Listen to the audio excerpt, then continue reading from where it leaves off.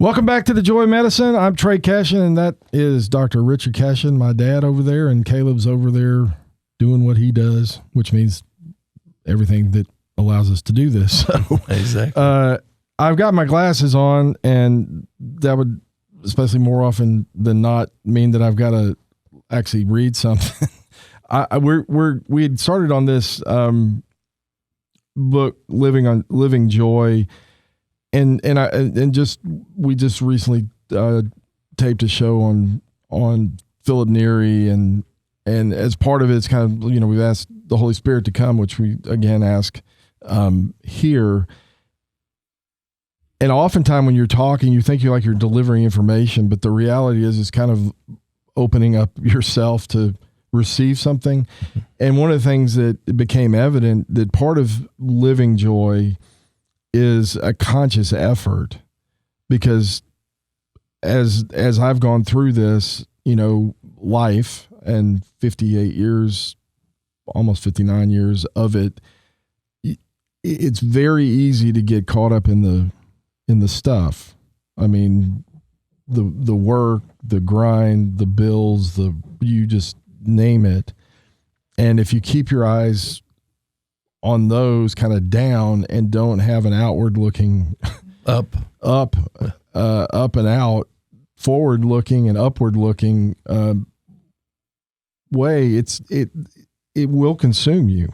I mean, it'll do it. So I know from living with you for all my young years, I mean, you had a lot of stuff to do. I mean, the doctors don't typically work 9 to 5, or, I mean, I still don't work 9 to 5, but back then it was crazy, because dealing with heart surgery and all the people having heart attacks and whatnot, it was very frequently get called out at night and go take care of a problem. And so it changes. And so we were talking about how joy, it kind of came out that joy is something that can be cultivated, but it's more kind of opening yourself up to kind of receive joy than like, I'm going to well up joy in my heart, or I'm going to change my, I'll be joyful when this happens or that happens, but until that's over, I'm not joyful. Joyful is more of a constant. It's not something that's determined by the circumstances we find ourselves in. And that's hard. I mean, we'd like to say we experience joy when, something good happens, the Aggies win, or I got a bonus, or, got a promotion or whatever. I mean, it's all tied to that. That's not really what joy is. Joy is more kind of an outward and upward looking in the midst of if we look down and just stay focused on the stuff in front of us. And in fact, it is different than happiness.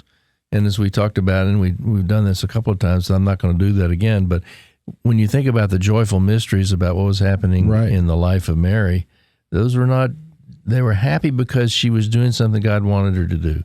Right. And she was joyful in that she was accomplishing that.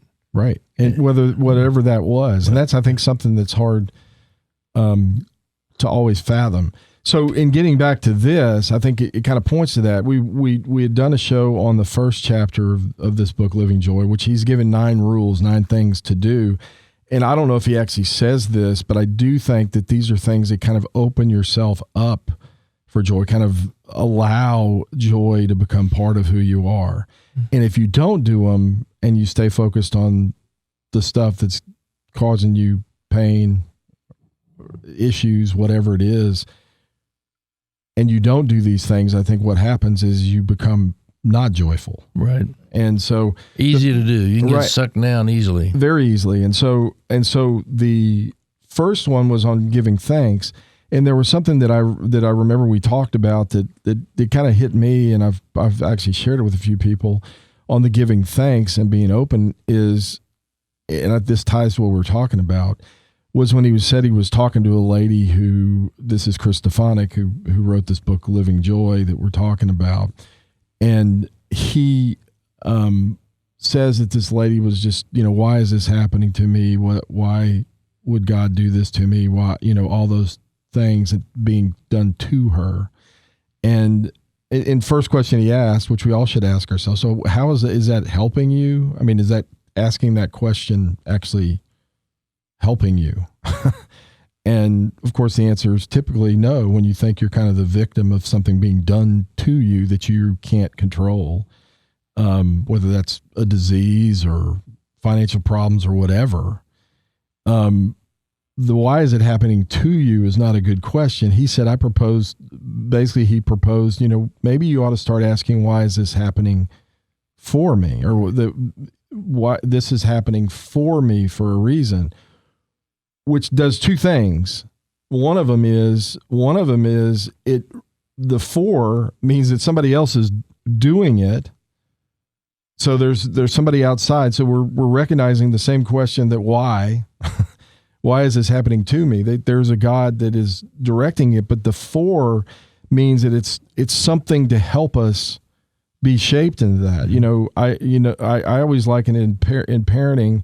I always say, look, your kids don't always understand. I've even heard Bishop Barron talk about it. Why are you taking me to this person who's sticking me with needles? I mean, because it's for you, right?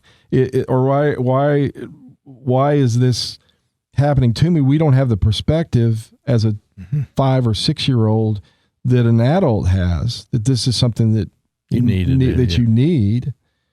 And we are God's children. And so if we know he acts in love, and we obviously know from the cross, from the crucifix, that part of that is suffering of some sort, then when suffering comes our way, the question probably better to ask, which I'm telling you, I don't always do. It certainly is not the first thing off my thing, is what are you trying to teach me? What is about this is going to make me into a better person? Right. And so I think that the giving thanks, kind of looking at your circumstances and recognizing a God who's working on you, and that whatever's happening, it's out of love that it's happening. And then the better question is okay, what is this? Why are you doing this for me? Which is not an easy question, but I think that's the only question you can ask if you want joy in your heart. I mean, if you want joy to happen, is to say, okay, I know that you can bring good out of this in the way it changes me or whatever it is. So giving thanks is the first. The next one might be even harder because the second one in this book is to practice silence. Well, I mean, Caleb, you have kids. We grew up with 4 boys in Dad's house, and it was called Camp Cashion because everybody always came over after to our football house. games. I come home and have to step over 10 or 12 boys. Right, there were people there all the time, and I know in raising 6 kids and stuff, there's not, and how do you practice silence, and why is that important? And I think he kind of points out a few things, which is particularly pertinent to this day and age, because I sit here with a phone that always connects me, right? And it's almost, I can't think, I certainly can't just let silence happen, because it won't happen unless I practice it. Well, it's interesting in retirement, again, things change a little bit, but we're looking for something to do to keep me off the streets, basically. Right. And, we got a camper. And so when Cindy and I, we go camping someplace, we're off in the boonies, and many times there's nobody around at all. That is such an amazing experience, to be out in nature and see the birds and the deer and whatever, and nobody's there except you. Right. And that is a time that I use to pray, think about things, let my mind just be silent. Try not to, just be there, listen to the Spirit, so to speak. Right. And so, and I think that's where it's in that silence, right? Is it Elijah or Elisha? That it's the still small voice, right?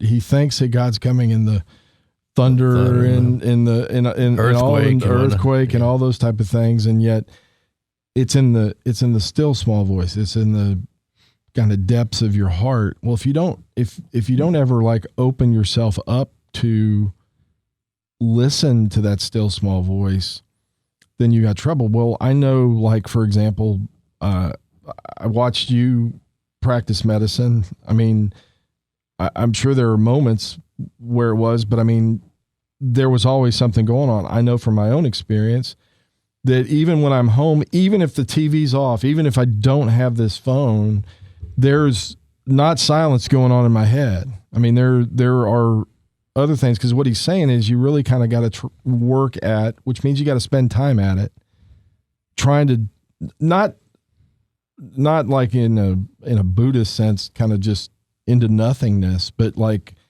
clear out all the stuff and just allow ourselves to hear that still small voice. We can't do that with a football game. With a lot of noise going on. You can't do that with all the stuff that's going on in your head from work.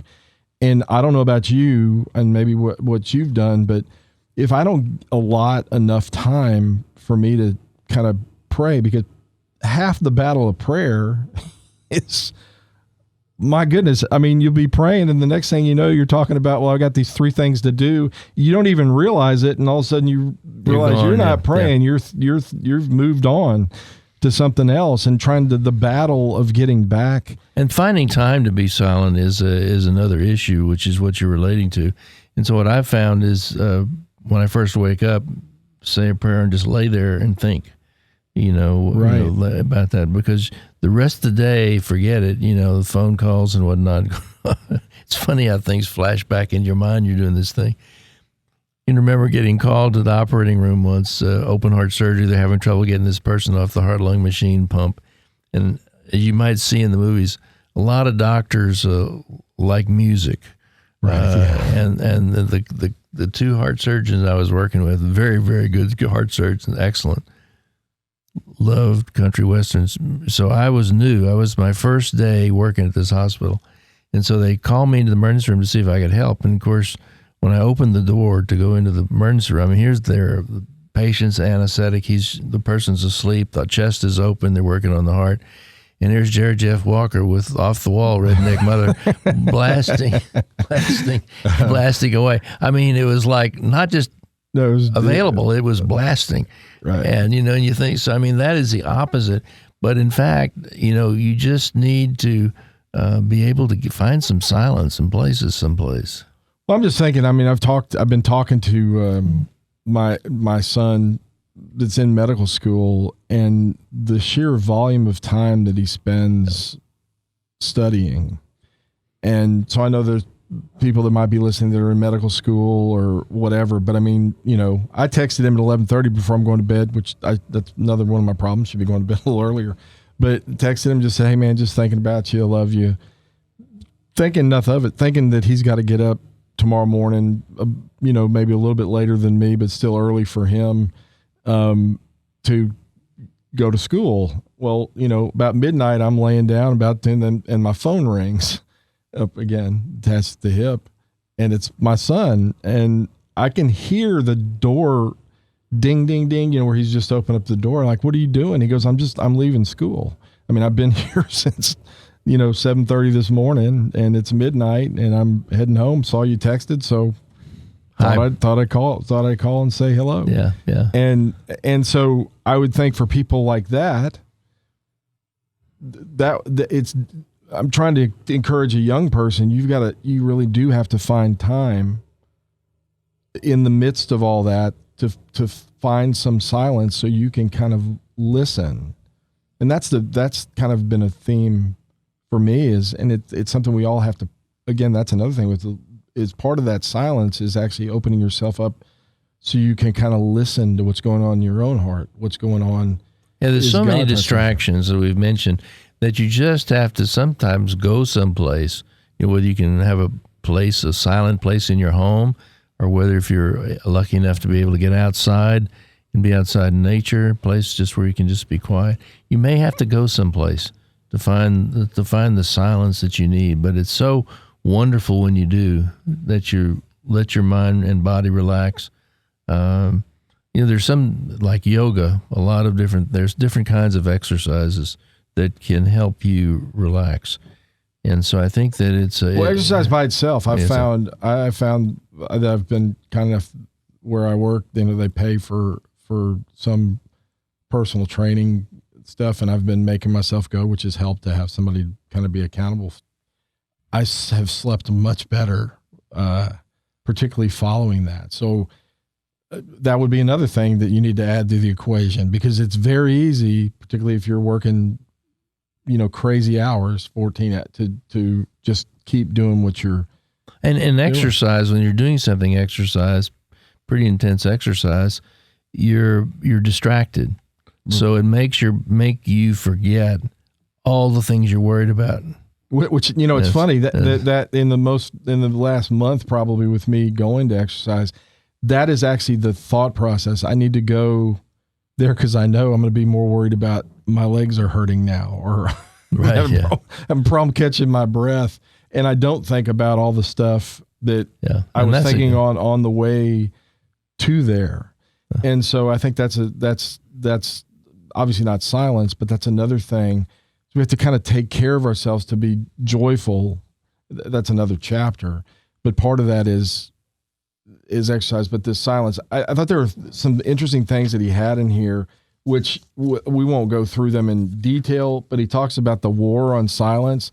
There's a war on silence. Right. And he says that there's two temptations that kind of happen as a result that are part of this war on silence, that are directly related to this and the internet and all that. That one temptation is you shall be all knowing. It's like, okay, I can find everything that I need to find. Question is, do you really need to find it? But you can spend your whole life, I need to be investigating this, working on that. So you won't ever be all knowing. I mean, newsflash, but you won't ever be all knowing. So, you can let that one go.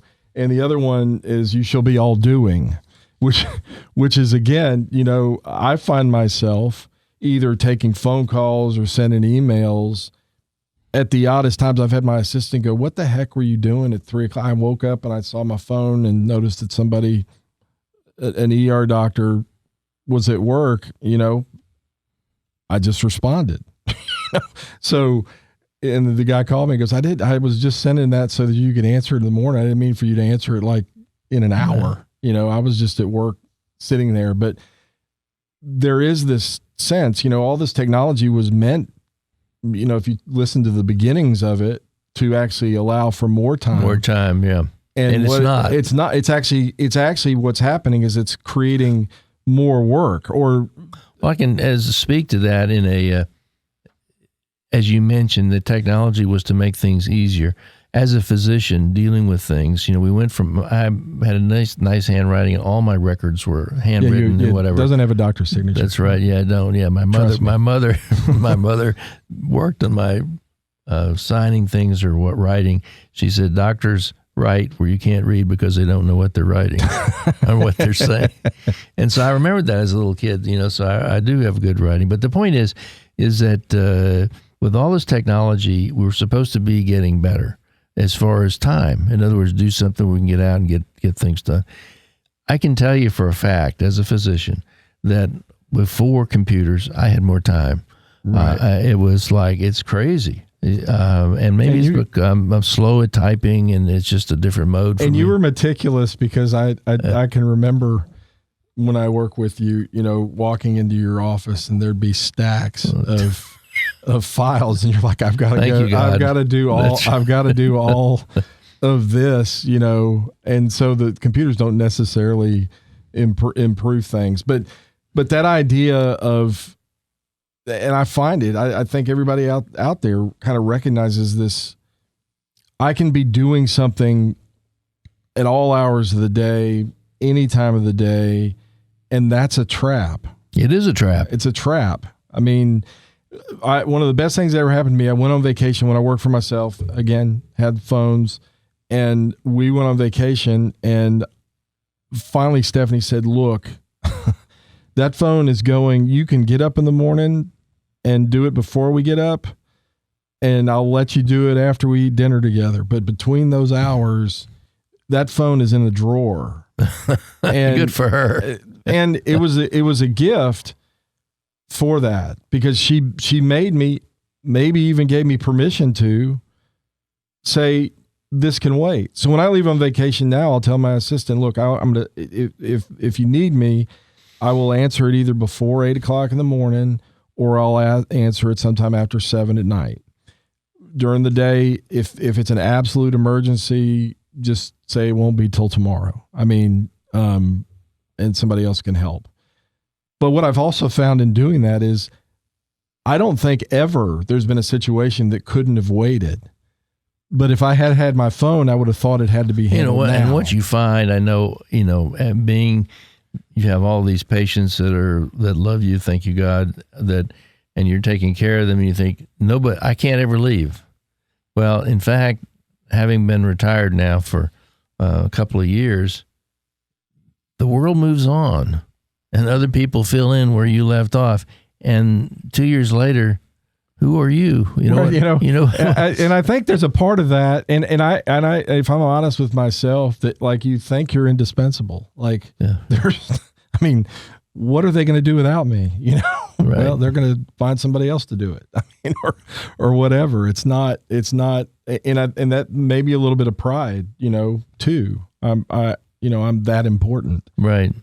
When in fact, you're probably not. Right.